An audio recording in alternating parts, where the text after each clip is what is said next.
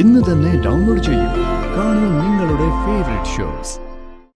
എന്റെ മുറി കയറരുതെന്ന് ഞാൻ പല പ്രാവശ്യം പറഞ്ഞിട്ടില്ലേ? നിനക്കെന്താ ഇതിനകത്ത് കാര്യം? കാര്യമൊന്നുമില്ല. പക്ഷേ കേറിയതുകൊണ്ട് ഇൻഷുറൻസ് തുക 5 ലക്ഷം വാങ്ങിയതിന്റെ തെളിവ് കിട്ടിയില്ലേ?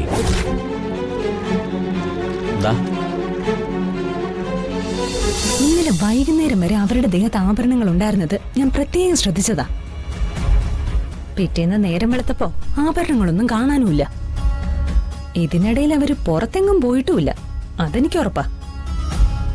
അപ്പൊ അതിന്ന് നമ്മൾ എന്താ മനസ്സിലാക്കണ്ടേ? രാത്രിയില് സ്വർണം വാങ്ങുന്ന കാര്യം നമ്മൾ സംസാരിച്ചത് അവര് ഒളിഞ്ഞു നിന്ന് കേട്ടു. ഇന്നലെ രാത്രി തന്നെ അവരെ എല്ലാ ആഭരണങ്ങളും ഊരി മാറ്റിവെച്ചു, അതല്ലേ സത്യം? എന്തായാലും നമുക്ക് അവരുടെ റൂമൊന്ന് പരിശോധിച്ചു നോക്കാം. അത് വേണോ?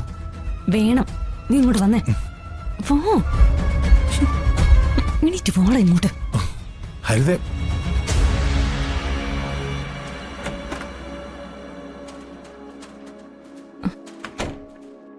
നോക്കങ്ങോട്ട് വേഗം.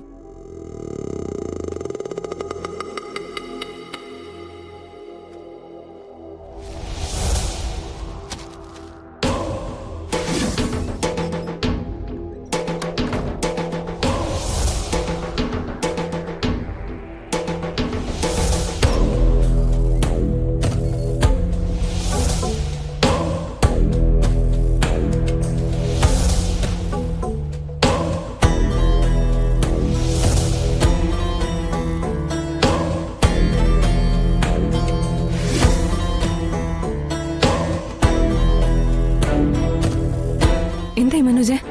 ഞാൻ പറഞ്ഞില്ലേ ഹരിതേ, അമ്മ ആഭരണങ്ങളൊന്നും ഒളിപ്പിച്ചിട്ടില്ല. എനിക്കറിയാം എന്റെ അമ്മ അങ്ങനെ ചെയ്യില്ല. എന്തായാലും ഇത്രയായില്ലേ, തള്ളെ അങ്ങനെ കണ്ണടച്ച് വിശ്വസിക്കാൻ പറ്റില്ല. നീ വന്നേ.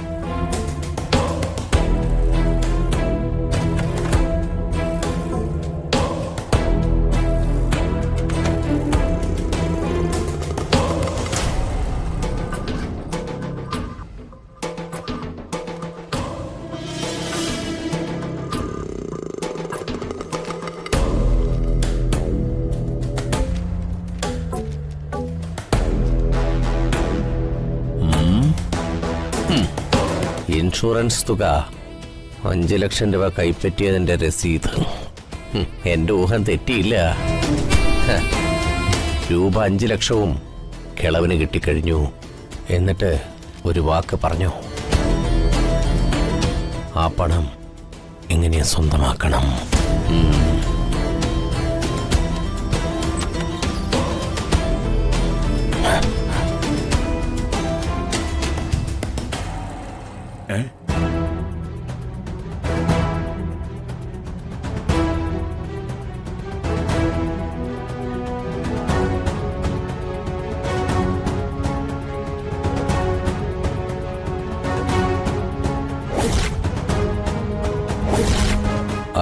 അല്ല, ക്ഷേത്രത്തിൽ പോയിട്ട് അച്ഛൻ നേരത്തെ എത്തിയോ?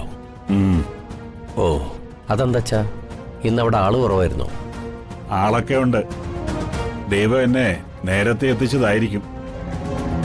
എടാ, സ്വന്തം മക്കളായാലും കാണിക്കേണ്ട ചില സാമാന്യ മര്യാദകളൊക്കെ ഉണ്ട്. എന്റെ മുറി കയറരുതെന്ന് ഞാൻ പല പ്രാവശ്യം പറഞ്ഞിട്ടില്ലേ? നിനക്കെന്താ ഇതിനകത്ത് കാര്യം? കാര്യമൊന്നുമില്ല. പക്ഷേ കേറിയതുകൊണ്ട് ഇൻഷുറൻസ് തുക 5 ലക്ഷം വാങ്ങിയതിന്റെ തെളിവ് കിട്ടിയില്ലേ?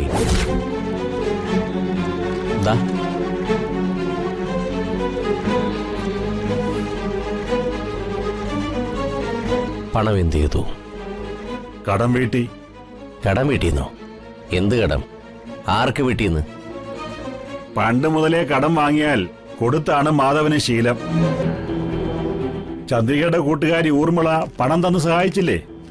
ആ കടം വീട്ടാൻ 5 ലക്ഷം രൂപ ഞാൻ ചന്ദ്രികയെ ഏൽപ്പിച്ചു. ആ പണം അവൾ ഊർമിളയ്ക്ക് കൊടുത്തിട്ടും ഉണ്ടാവും.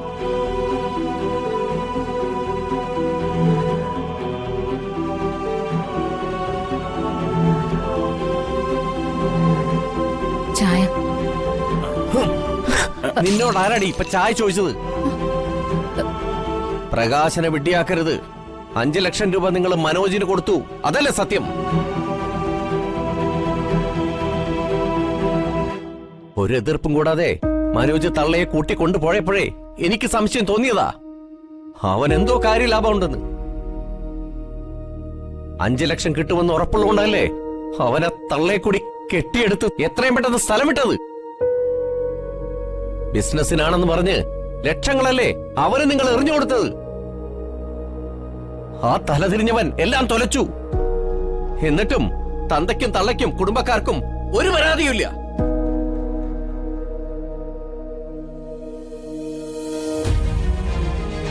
എല്ലാം തൊലയ്ക്കാനായിട്ട് വീണ്ടും 5 ലക്ഷം രൂപ.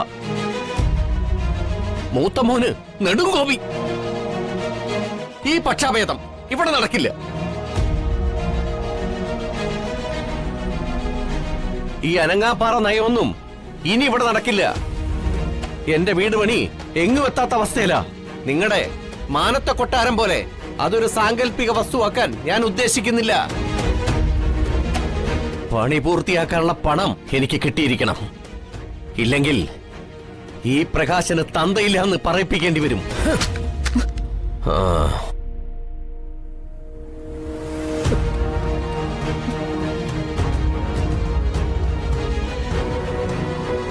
പറഞ്ഞോ, പ്രകാശിന് തന്തയില്ലാന്ന് എന്നേ എന്റെ മനസ്സാക്ഷി എന്നോട് പറയുന്നതാ. ഇനി നാട്ടുകാരും കൂടെ അങ്ങനെ പറയട്ടെ.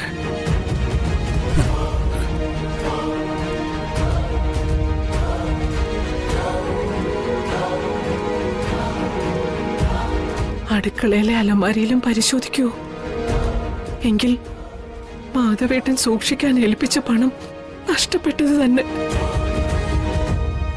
ദേവി ഭഗവതി രക്ഷിക്കണേ.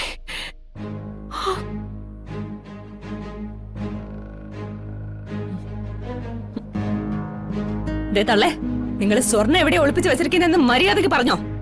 മോളെ, ഞാനൊന്നും ഒളിപ്പിച്ചിട്ടില്ല. ഒന്ന് വിശ്വസിക്കേ. വിശ്വസിക്കാനോ? സ്വന്തം മോനൊരു ആവശ്യത്തിന് സ്വർണം ചോദിച്ചപ്പോ അത് പൂഴ്ത്തി വെച്ച് കപട നാടകം കളിക്കുന്ന തള്ളയെ ഞാൻ വിശ്വസിക്കാനോ? എന്റെ ഉപ്പും ചോറും നക്കിക്കൊണ്ട് എന്റെ വീട്ടിൽ തന്നെ വേണോ നിങ്ങളുടെ ഈ കള്ളക്കളി? എവിടെ ഒളിപ്പിച്ചാലും കൊണ്ടു പിടിച്ചിരിക്കും ഈ ഹരിത. എന്റെ ഭർത്താവിന് ഒരു തരത്തിലും നന്നാവാൻ അനുവദിക്കാത്ത നിങ്ങളൊരു പെറ്റ തള്ളയാണോ? എന്റെ കുഞ്ഞിനെ നശിപ്പിക്കാൻ കൂട്ടുനിന്ന കാതകയാ നിങ്ങള്. എന്റെ ഭാവി തകർത്ത അമ്മായിയമ്മ. നിർത്തടി. ക്ഷമയ്ക്ക് ഒരതിരുണ്ട്. നാക്കിന് എല്ലില്ലെന്ന് വെച്ച് എന്ത് അപവാദം വിളിച്ചു കൂവാന്നാണോ? നീ ഒറ്റ ഒരുത്തി കാരണമല്ലേടി ഞാനും മാധവേട്ടനും തമ്മിൽ പിരിയേണ്ടി വന്നത്. ഭക്ഷണം കഴിക്കാൻ ഉളുപ്പില്ലെങ്കിൽ കഴിച്ച എച്ചിൽ പാത്രം കഴുകുന്നത് അഭിമാനക്കേടൊന്നും അല്ല. സുചിത്ര എച്ചിൽ പാത്രം കഴുകാൻ പറഞ്ഞ കുറ്റത്തിനല്ലേ നീ ബോംബിന് തിരി കൊളുത്തിയത്? ഒന്നായി കഴിഞ്ഞിരുന്ന ഞങ്ങളെ ചേരി തിരിച്ച് മതില് കെട്ടിയത്. മാനത്തെ കൊട്ടാരം